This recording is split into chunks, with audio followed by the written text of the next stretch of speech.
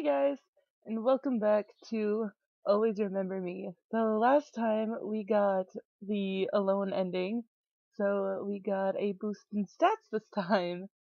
And we're starting out at the very beginning. I'm doing the quick intro, so let's just do that. So I was attending my first year of college for creative writing when it happened. I'd always loved to write poetry and prose, so the class was a natural fit. I had to take a part-time job during the summer to pay for my studies, though. I was so happy with Aaron. He was my boyfriend, but one day after a date on the beach, we had an accident while driving back home on his motorcycle. I didn't get hurt, but Aaron hit his head trying to protect me from the crash, and is now suffering from short-term amnesia. He doesn't remember me at all. In the hospital I met Eddie, a young doctor who took pity on us and promised to follow this case personally. He said I can visit his office at any time if I have any questions. Eddie said that I should try to make Aaron regain his memory, but at a very slow pace, without hurrying things. This means pretending that I'm only his friend, unless he remembers me. It's a very tough time in my life. It's really awkward to see Aaron not recognize me at all. This accident seems like a test. I'm now going to find out if Aaron was supposed to be the man of my life or not. I was released from the hospital in the morning and came right home. When I walked inside, I was greeted with a soft meow when my cat, Nina, brushed up against my leg. "Hi, Nina, did you miss me?" I smiled and reached down to pet her affectionately, though I couldn't help but remember how Aaron would always fuss over her. Nina was a great judge of character, and she adored Aaron, even before he started bringing treats for her all the time. Oh, what a cute cat. Aaron always loved cats so much. He loved big cats and little cats like you. But you were always his favorite kitty. Nina cuddled my fingers affectionately when I knelt down to pick her up. But Aaron has probably forgotten about you too.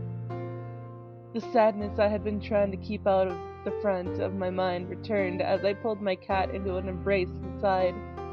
I had slept very poorly and the fatigue from the crash hadn't worn off. I lost my parents in a car accident, and now it looks like I'm going to lose the man I love to one as well. I sat in the living room with Nina on my lap when Gwenda came in to comfort me. "Oh, Amy, what happened?" I briefly tell her about the accident. She was overjoyed to know that I was all right, and that I had hardly been hurt. "Oh, thank God you're okay. But why didn't you call me?" "The doctor said I was all right, and I didn't want you to worry about me." I had been staying with my aunt Gwenda for several years. Since my parents passed away and I was still young, Gwenda had taken care of me ever since. She is a kind woman, and I greatly appreciated how caring she had always been to me. However, her pension wasn't enough to fully pay for my college tuition, which is why I took the part-time job at the ice cream parlor. You can now make your first choice. Several icons will pop up showing blah blah blah blah blah. Yep. We know. We know how the game works. Alright, so we are going to read an old book. 'Cause our morale needs to go up. "Amy, I've made your favorite cake." "Thanks, Gwenda, but I'd like to stay alone for a while and rest, okay? I didn't sleep very well at the hospital. I had too much on my mind." "That's fine. Get some rest. You can eat a piece of cake tomorrow morning before going to work." "Good night, Gwenda."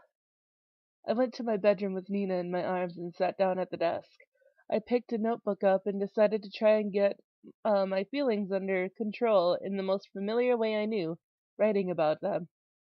I picked up a pen and started writing a poem. "The gentle touch, the warmth of your embrace, the passion of your kiss, precious times that felt ever so divine. I thought that they would never leave, but even though I can't reach you anymore, I can't open my eyes to find you there. I'll always have my memories. Though they are not as warm as the hands that always made me feel so safe, I know they will never disappear as you now have.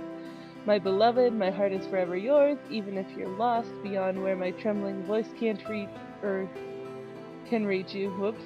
Even if your memories fade or disappear into the darkness, I'll never forget the precious times when we faced the world together. My beloved, for today, for tomorrow, for the days that may never return, never forget the words we once exchanged. I love you. Okay. When I awoke that morning, I knew that I had to go to the ice cream parlor. It was Sunday, and I had a long shift to attend to. I considered calling out, knowing that they would understand if I explained the situation, but decided that it would be best to go in anyway. Otherwise, everyone would start to worry about me. I had no doubt the news of the accident was already traveling quickly. Gossip seemed to get around in town eerily fast. Alright, go to work. I got ready and arrived at the shop 15 minutes before the start of my shift. I hadn't wanted to dwell at home, though as soon as I walked in I knew I was too early. It was still early morning and there were only a few customers around.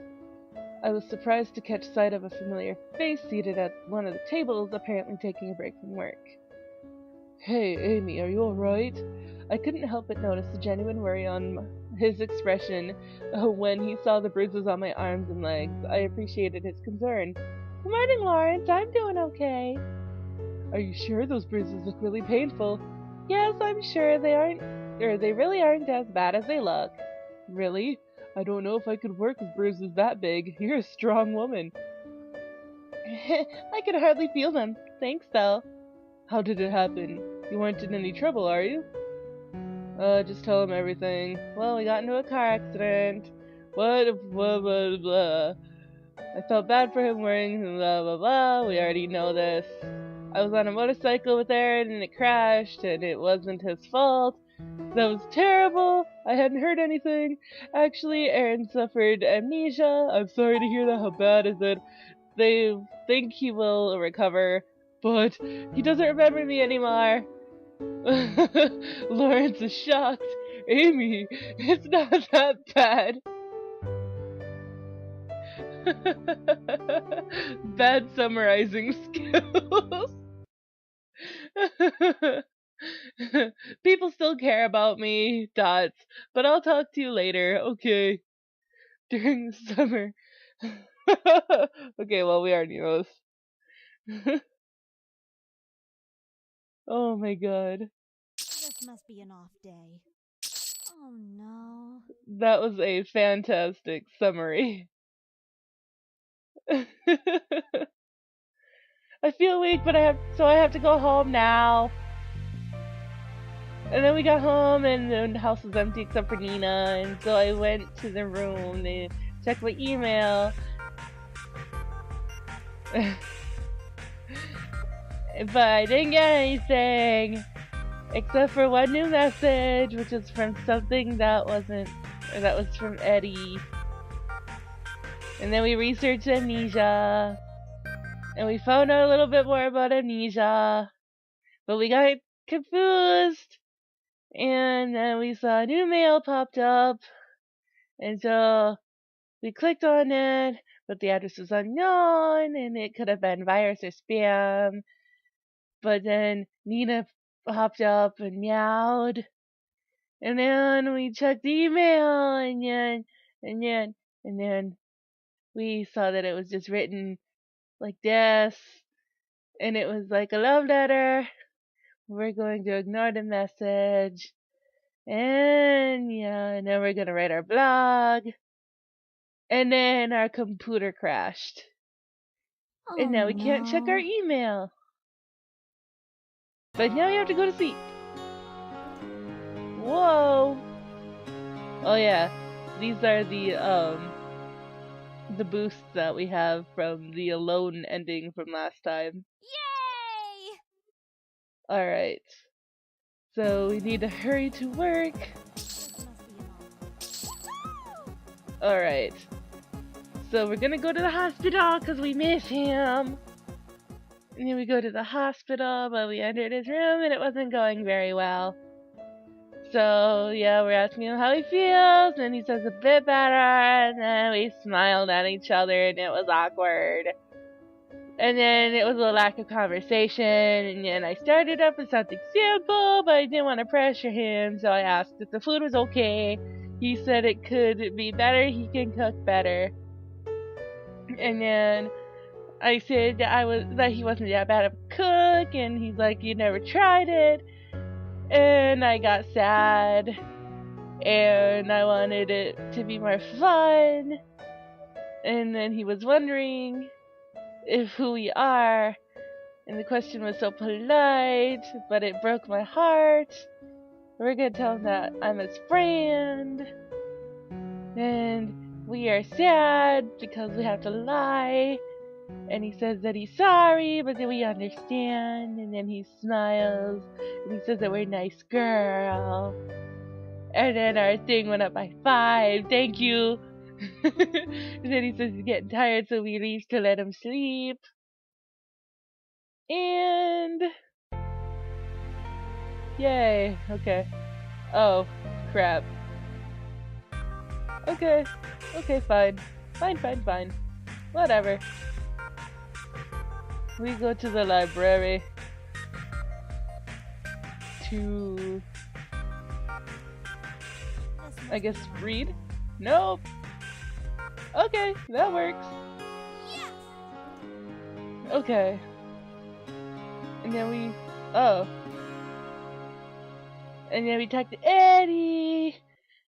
And then he says that he needs to talk to us about Aaron and that everything is okay. But we need to go to work and then meet up with him after work. And then we change and then we go to the hospital to talk to Eddie. And we follow him into his office because he's a pervert.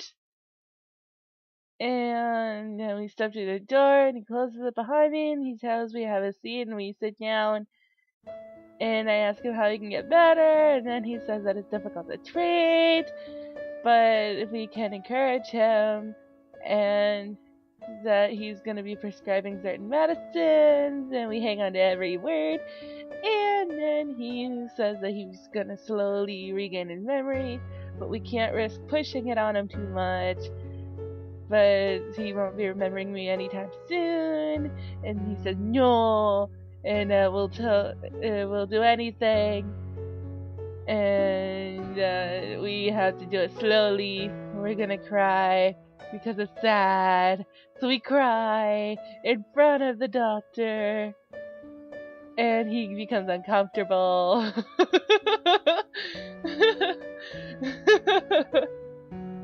And then he comes and tries to comfort us, and we tell him to call us Amy, and he says not that bad, and that it'll come back, and then he wipes our tears away, and it goes up by 5. Thank you. And then he has to go. Oh, it's already sunset? Oh, okay, I guess we can't really... Yeah. So we spent the entire day there. That's fine. Whatever. Alright, so morale went up. Great. Because that's what we actually need. And now we're gonna go look at the library to find a book for Aaron. But we need to go to work.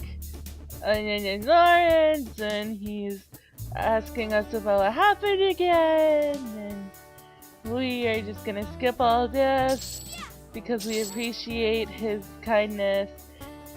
And then we go to the hospital so we can give the book to Aaron, even though it's sunset and we're not really supposed to be here. But there's Abigail, who's his ex-girlfriend, and she's a bitch, and I'm thinking, yeah, you're a bitch. And she's just shamelessly flirting with Aaron, and we're just gonna give him the book because we're not a bitch like Abigail. And then she's like, oh, well, I don't read, so, because I'm a dum-dum. And yeah, and so we're explaining to him that, yeah, this is one of your favorite books, and it went up, and yeah. And he says that both of us could take turns reading to him. But sadly, Abigail's a bitch. So we're gonna read an old book again. Morale goes up by 4. Then we sleep. And now we're at 17. We're actually gonna go for Aaron this time, by the way, guys. So, Lawrence, leave me alone. And then there's Hugh. Hey, babe, he says. And I'm gonna say that he said it to Lawrence because Lawrence is a bae.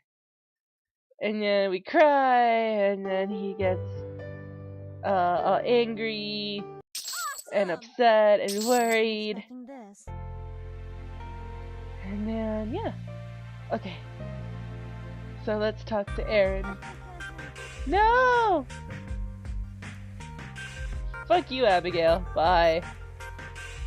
We're gonna go borrow some books. Or not. Okay, that works too. Why not? Let's go home and watch some TV. So our energy goes up too, as well as our morale. I'm awesome.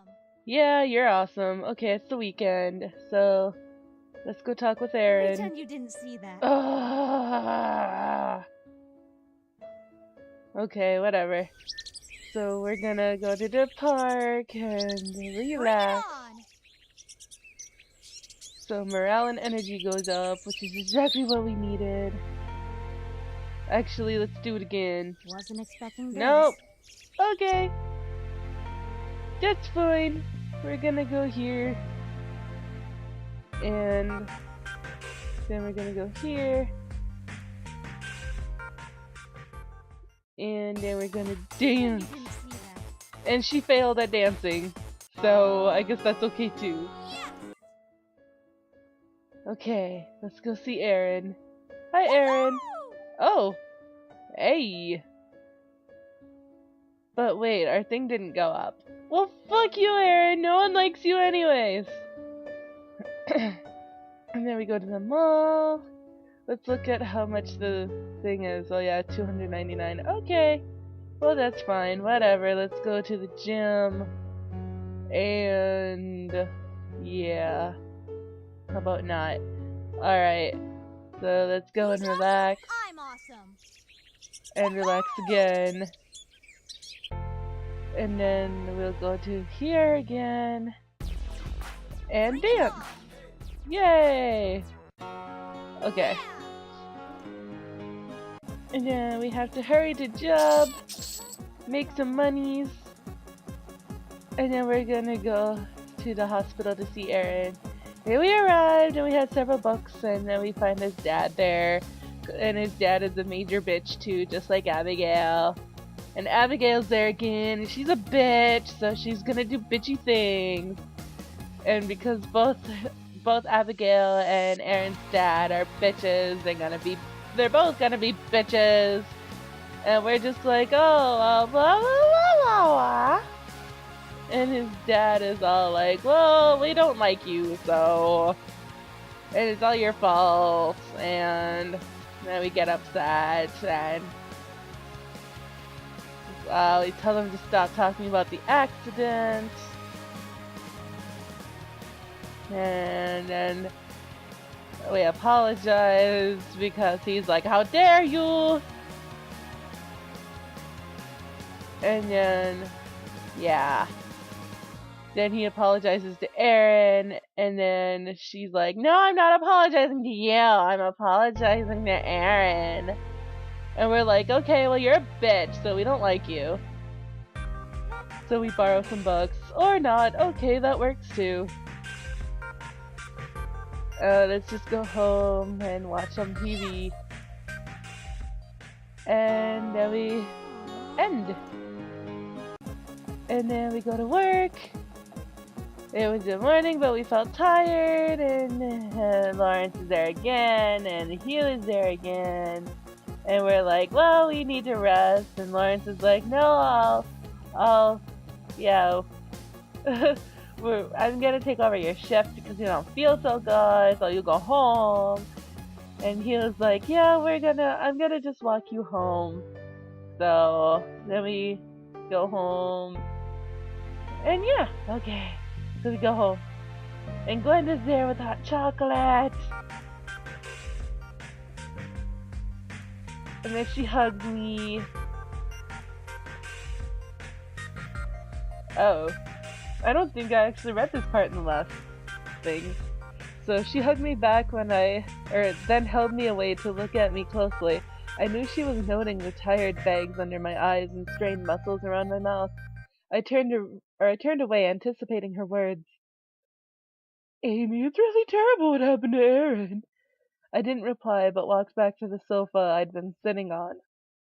She followed me and sat next to me, giving me a kind look. How are you coping, dear? I shrugged, sipping more chocolate. I am fine. I'm fine, Aunt Gwenda. When her expression betrayed hints of skepticism, I raised my voice to insist. Seriously, the doctors have told me everything about Aaron's condition, and it's likely that he'll remember everything soon. Besides, at least he's alive. You have a point, dear. Well, if you're sure you're okay, I guess I'll be going. You seem in a hurry. No, I have a doctor's appointment in 20 minutes. She leaned down and hugged me again, and I reciprocated, uh, carefully not to knock over the hot chocolate. She gave me a fond smile and patted my head. Goodbye, Amy. I hope everything turns out okay. I smiled. She was so sweet and always so kind. Thank you, Aunt. That was easy. Yay! So we talked with Aunt Gwenda, and then we're gonna watch That some could have gone TV, better. and that failed. And this is where we're gonna leave off. So, I hope that you have enjoyed this first episode of the new uh, route that we're going to be taking. And if you did like this video, please give it a big thumbs up down below. And if you haven't already, subscribe to become part of the legacy today. And I will see you guys in the next video. So, bye-bye.